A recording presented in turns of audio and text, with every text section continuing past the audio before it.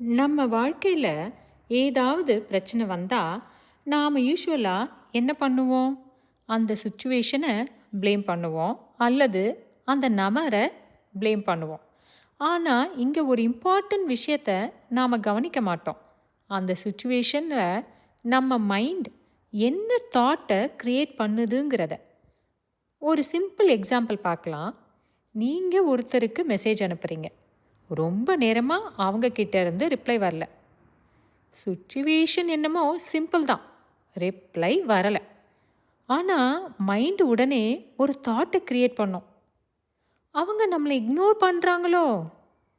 அந்த தாட் வந்த உடனே நம்மளோட ஃபீலிங் சேஞ்ச் ஆகிடும்.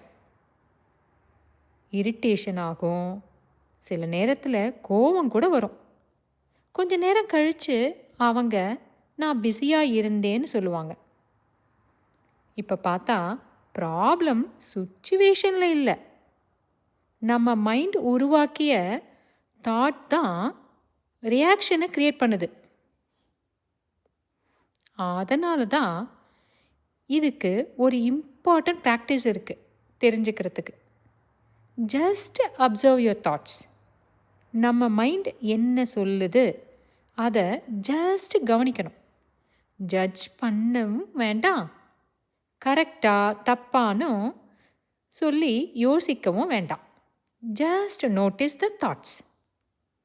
இப்படி அப்சர்வ் பண்ண ஆரம்பித்தோம்னா ஒரு இன்ட்ரெஸ்டிங் விஷயம் தெரிய ஆரம்பிக்கும்.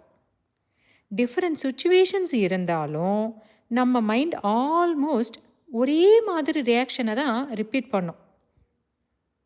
ஆசை, கோபம், கம்பேர் பண்ணுறது, ஈகோ, இது எல்லாம் ரேண்டம் இல்லை.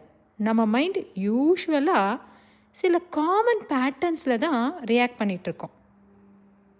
அந்த பேட்டர்னு என்னன்னு நாம் அடுத்த வீடியோவில் பார்க்கலாம்.